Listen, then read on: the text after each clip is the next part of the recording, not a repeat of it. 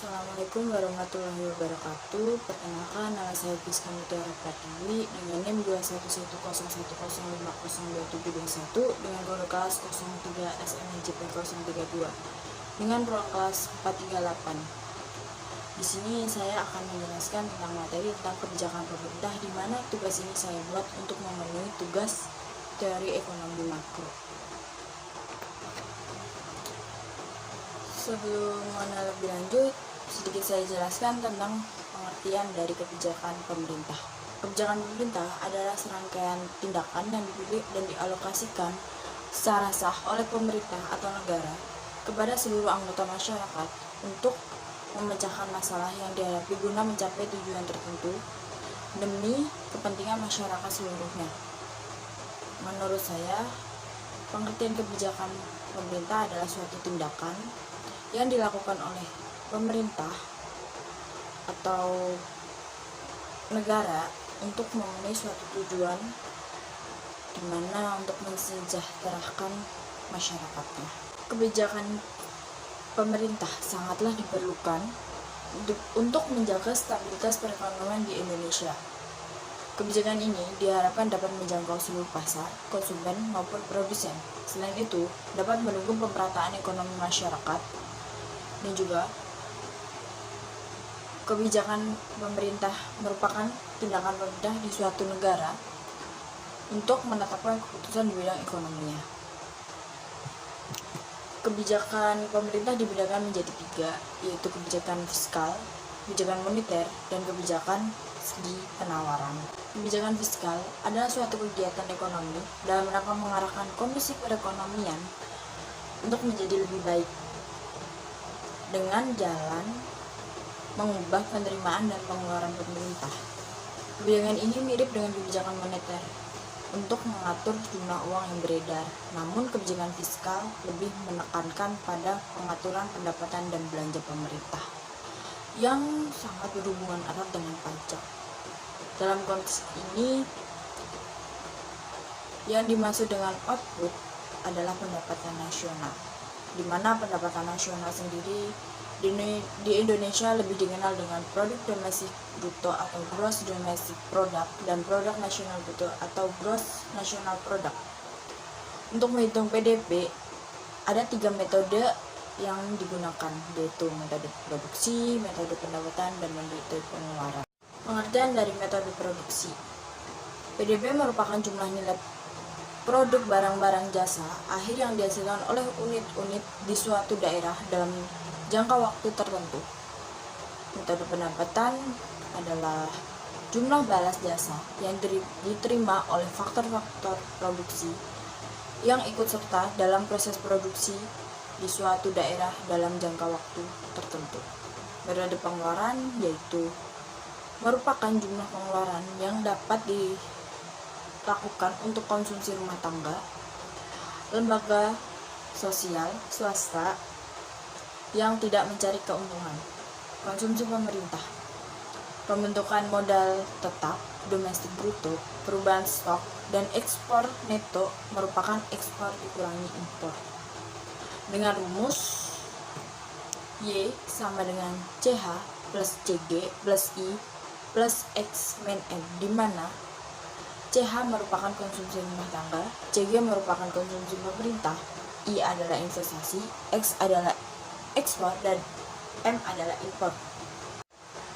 Pemerintah dapat mempengaruhi perekonomian melalui anggaran pendapatan, yakni pajak dan anggaran belanja. Jika ingin merangsang pertumbuhan ekonomi, pemerintah dapat melaksanakan kebijakan fiskal ekspansioner. Caranya adalah menurunkan tarif pajak atau meningkatkan anggaran belanja. Sementara itu, dalam kebijakan fiskal kontraksioner, pemerintah dapat menaikkan pajak atau mengurangi belanja. Dengan menaikkan pajak penghasilan, misalnya rumah tangga harus menyisihkan uang yang lebih tinggi untuk membayar pajak, itu mengurangi bagian yang dapat mereka belanjakan. Itu pada akhirnya mengurangi konsumsi rumah tangga dan menurunkan permintaan erat perekonomian. Yang kedua, ada kebijakan moneter. Kebijakan moneter adalah kebijakan yang diambil oleh pemerintah, bank sentral, dan otoritas moneter yang pada dasarnya merupakan suatu kebijakan yang bertujuan untuk mencapai keseimbangan internal atau pertumbuhan ekonomi yang tinggi, stabilitas harga, pemerataan pertambangan, dan keseimbangan eksternal atau keseimbangan neraca pembayaran, serta tercapainya tujuan ekonomi makro, yakni menjaga stabilitas ekonomi yang dapat diukur dengan kesempatan kerja, kestabilan harga, serta neraca pembayaran internasional yang seimbang melalui pengaturan jumlah uang yang beredar dan suku bunga. Kebijakan moneter dapat digolongkan menjadi dua, yaitu kebijakan moneter ekspansif atau monetary expansive policy adalah suatu kebijakan dalam rangka menambah jumlah uang yang beredar. Dua, kebijakan moneter kontraktif atau monetary contractive policy adalah suatu kebijakan dalam rangka mengurangi jumlah uang yang beredar, disebut juga dengan kebijakan uang ketat atau cheap money policy. Jenis-jenis kebijakan moneter ada 4. Yang pertama ada operasi pasar terbuka atau open market operation. Yang kedua ada fasilitas diskonto atau discount rate. Yang ketiga ada cadangan wajib atau requirement ratio. Yang keempat ada himbauan moral atau moral persuasion. Yang pertama ada operasi pasar terbuka, yaitu cara mengendalikan uang yang beredar dengan menjual atau membeli surat berharga pemerintah. Jika ingin menambah jumlah uang yang beredar, maka pemerintah akan membeli surat berharga pemerintah. Namun, bila ingin jumlah uang yang beredar berkurang, maka pemerintah akan menjual surat berharga pemerintah kepada masyarakat. Surat berharga pemerintah antara lain diantaranya ada SPI atau singkatan dari Sertifikat Bank Indonesia, dan SPBU atau singkatan dari Surat Berharga Pasar Uang. Yang kedua ada fasilitas diskonto, yaitu pengaturan jumlah uang yang beredar dengan memainkan tingkat bunga bank sentral pada bank umum. Untuk membuat jumlah uang bertambah, pemerintah menurunkan tingkat bunga bank sentral, serta sebaliknya menaikkan tingkat bunga bank demi membuat uang yang beredar berkurang. Yang ketiga ada rasio cadangan wajib, yaitu mengatur jumlah uang yang beredar dengan memainkan jumlah dana cadangan perbankan yang harus disimpan pada pemerintah. Untuk menambah jumlah uang, pemerintah menurunkan rasio cadangan wajib. Untuk menurunkan jumlah uang yang beredar, pemerintah menaikkan rasio. Yang keempat ada himbauan moral, yaitu kebijakan moneter untuk mengatur jumlah uang yang beredar dengan jalan memberi himbauan kepada pelaku ekonomi. Contohnya seperti menghimbau perbankan memberi kredit untuk berhati-hati dalam mengeluarkan kredit untuk mengurangi jumlah uang yang beredar, dan menghimbau agar bank meminjamkan uang lebih ke bank sentral untuk memperbanyak jumlah uang beredar pada perekonomiannya.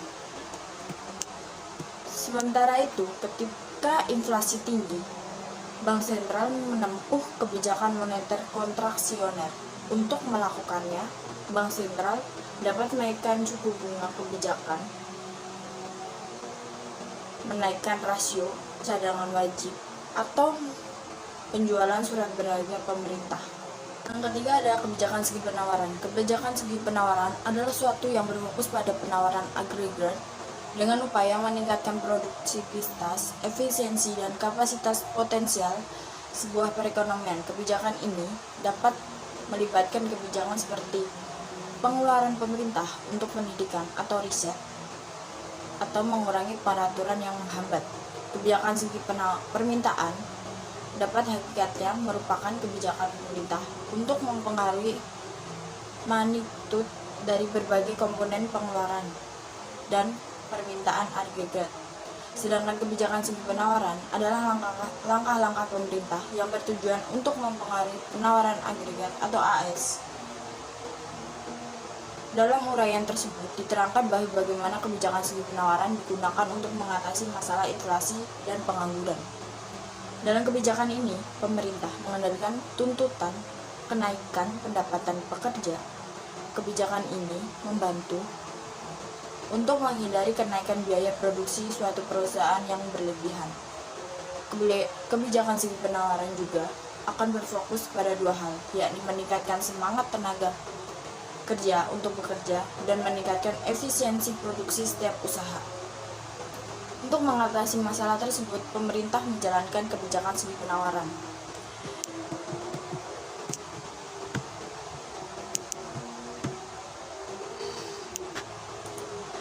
yaitu melakukan langkah-langkah yang menurunnya biaya produksi perusahaan-perusahaan, misalnya dengan mengurangi pajak di atas bahan mentah atau menetapkan harga bahan mentah, dan menggalangkan perkembangan teknologi.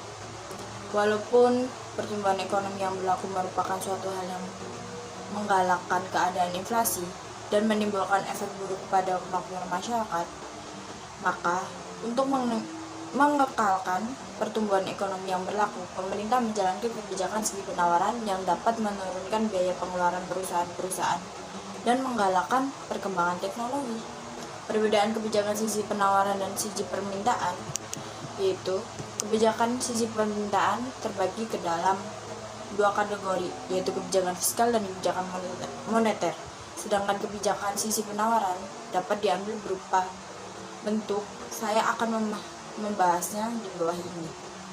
Kebijakan sisi permintaan terbagi ke dalam dua kategori, yaitu kebijakan fiskal dan kebijakan moneter. Sedangkan kebijakan sisi penawaran dapat mengambil beragam bentuk. Secara umum, alat untuk kebijakan sisi penawaran mencakup dua hal, yaitu privatisasi dan deregulasi. Privatisasi yaitu berbagai industri besar di mana telekomunikasi, listrik, gas, dan lain-lain dirancang untuk memecahkan monopoli negara dan untuk menciptakan lebih banyak persaingan. Jadi, secara konsep, itu tidak hanya mengubah monopoli sektor publik menjadi monopoli sektor swasta, tetapi adanya upaya untuk memperkenalkan persaingan ke dalam industri-industri ini. Sementara arti dari deregulasi yaitu pengurangan atau penghapusan kekuatan pemerintah dalam suatu industri tertentu, tapi tidak melibatkan pengurangan kepemilikan pemerintah, melainkan melalui serangkaian pelonggaran peraturan. Tujuannya adalah untuk menciptakan lebih banyak kompetisi di dalam industri tersebut. Bantuan untuk bisnis ada bantuan berupa subsidi atau hibah, ada juga bisnis dengan berbagai tujuan, misalnya pemerintah memberikan untuk mendorong perusahaan terlibat dalam riset publik atau kepada mereka yang inovatif dalam pengembangan teknologi. Ada juga pendidikan dan pelatihan, di mana pelatihan ini untuk memperbaiki modal manusia dengan memperbaiki keterampilan dan kualitas tenaga kerjanya. Yang keempat, ada produktivitas pekerja meningkat dan menimbulkan output potensial perekonomian ekonomi yang telah banyak berinvestasi pada pendidikan yang mereka dan siap untuk di masa depan. Ada juga riset dan pengembangan, di mana pemerintah mencoba dan mendorong perusahaan untuk berinvestasi dalam penelitian dan pengembangan dengan menawarkan kredit pajak. Jika keduanya berhasil, dapat memungkinkan negara untuk tumbuh pada tingkat yang lebih tinggi. Yang terakhir ada input modal dan tenaga kerja yang lebih produktif dengan penetapan teknologi yang lebih baik. Peningkatan teknologi memungkinkan ekonomi menghasilkan lebih banyak output menggunakan jumlah input yang sama. Dengan menggunakan teknologi terbaru yang lebih canggih, pekerja dapat menghasilkan lebih banyak produk daripada dengan peralatan yang sebelumnya. Kebijakan sisi penawaran dan tingkat pengangguran. Kebijakan sisi penawaran sangat penting dalam mengurangi tingkat pengangguran alami. Pengangguran alami adalah jenis pengangguran yang tetap ada meski perekonomian berada pada full employment, itu mencakup pengangguran struktural dan pengangguran friksional. Kebijakan sisi penawaran guna untuk menurunkan tingkat pengangguran alami. Salah satu caranya adalah mendorong pasar tenaga kerja yang lebih fleksibel. Misalnya, pemerintah dapat membuatnya lebih mudah untuk merekrut atau memecat pekerja. Contoh kebijakan lainnya adalah melalui perbaikan pendidikan dan pelatihan. Itu tidak hanya bagi mereka yang baru masuk angkatan kerja, tetapi juga bagi mereka yang menganggur karena keahlian yang tidak sesuai dengan permintaan pasar. Untuk yang terakhir ini, pemerintah dapat mengupayakan reskilling, yakni melatih keterampilan baru agar dapat melakukan pekerjaan yang berbeda. Sekian dari saya, kurang lebihnya saya mohon maaf. Assalamualaikum warahmatullahi wabarakatuh.